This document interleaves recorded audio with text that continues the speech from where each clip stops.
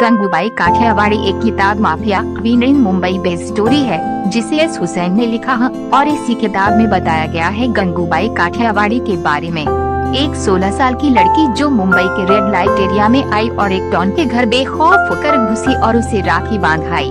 Gangu red light area में काम करने वाली महिलाओं के अधिकारों के लिए प्रधानमंत्री तक पहुंच गई। ये कहानी उस गंगूबाई की है जिसकी तस्वीर कमाठीपुरा की हर औरत और युवतियाँ जो रेड लाइट एरिया में काम करती थी अपने पास रखा करती थी। 16 साल की गंगा हरजीवन दास काठियावाड़ी एक गुजरात के काठियावाड़ की एक लड़की थी। परिवार वाले बड़े इज्जत पसंद लोग थे और गंगा को पढ़ना लिखाना चाहते थे, लेकिन गंगा का मन में बॉलीवुड राज करता था और वो हीरोइन बनना और बॉम्बे जाना चाहती थी। एक दिन उनके पिता के पास एक लड़का काम करने आया, रमणीक, जो पहले से मुंबई में कुछ समय से था। जब ये बात गंगा को पता चली तो वे खुशी से नाचने लगी। अब गंगा को रमणीक के जरिए बॉम्बे जाने का एक सुनहरा मौका मिल गया था। गंगा ने रमणीक से दोस्ती की और दोस्ती कुछ समय बाद प्यार में बदल गई। इसके बाद गंगा और रमणीक ने भागकर शादी कर ली।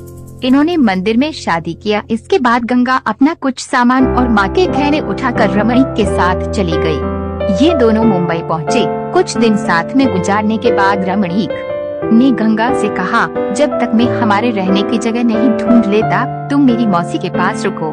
गंगा रमणीक की बात मानकर मौसी के साथ टैक्सी में बैठकर चली गई, लेकिन गंगा ये नहीं जानती थी कि उसके पति ने गंगा को 1000 रुपए में बेच दिया है। मौसी गंगा को कमाठीपुरा लेकर पहुंचती है जो बॉम्बे का मशहूर रेड लाइट एरिया था।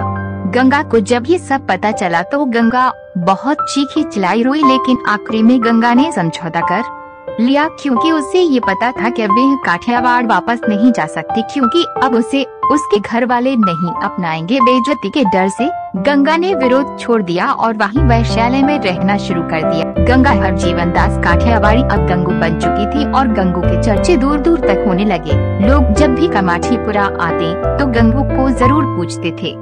एक दिन शौकत खान नाम का पठान कमाठीपुरा में आया। आने के बाद वह सीधे गंगू पास गया और उसे बेरहमी से नोचा घसीटा और बिना पैसे दिए चला गया। और ऐसा दूसरी बार भी हुआ।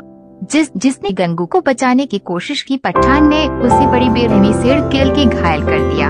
इस बार गंगू की इतनी बुरी हालत हुई कि उसे अस्पताल में भर्ती करवाना पड़ा। इसके बाद गंगू ने अपने मन में ठान लिया है कि वो इस आदमी को सजा देगी। जानकारी जुटाने के बाद पता चला कि उस आदमी का नाम शौकत खान है और वह मशहूर डॉन रहीम लाला के लिए काम करता है। उसके बाद गंगू रहीम लाल के घर के पास पहुंच गई और उससे अपनी सारी हालत कह दी। कारी ने उसे सुरक्षा का पूरा दिलासा दिया, जिसके बाद गंगू ने एक धागा राखी के रूप में करीम की कलाई पर बांध दिया और डॉन को अपना राखी भाई बना लिया। 3 हफ्ते के बाद वह पठान वहां फिर आया, लेकिन इस बार खबरी रहीम लाला को अपने साथ ले आया। जिसके बाद रहीम ने शौकत को इतना मारा कि वो अधमरा हो गया और करीम ने सबको चेतावनी दी कि गंगू मेरी राखी बहन है, अगर इसे किसी ने भी हाथ लगाया तो उसे छोड़ूंगा नहीं। इसके बाद कमाठीपुरा में गंगू की धक जम गई और वह जिस घर में रहती थी वहाँ घरवाली का चुनाव हुआ। ये घरवाली वो रहती थी जो 40 से 50 कमरे को मैनेज किया करती थी और उनके ऊपर होती थी बड़े घरवाली जो कि सारी बिल्डिंग को देखा करती थी। गंगू ने पहले घरवाली पद को हासिल किया और बाद में वह बड़े घरवाली को आसपास के इलाकों में गंगू का दबदबा हो गया और अब गंगू कोठे वाली से गंगूबाई काठियावाड़ी के नाम से मशहूर हो गई थी। गंगू कभी किसी भी लड़की को बिना उनकी मर्जी के वैश्यालय में नहीं रखती थी। जो छोड़ के जाना चाहते थी वह उन्हें जाने देती थी। वह वेश्यावृत्ति में धकेली गई लड़कियों की हक के लिए लड़ाई लड़ती, उनके समान अधिकारों की वकालत करती। देश में वेश्यावृत्ति को वैध बनाने के मुद्दे को लेकर गंगूबाई ने उस समय के प्रधानमंत्री तक से मुलाकात कर ली थी।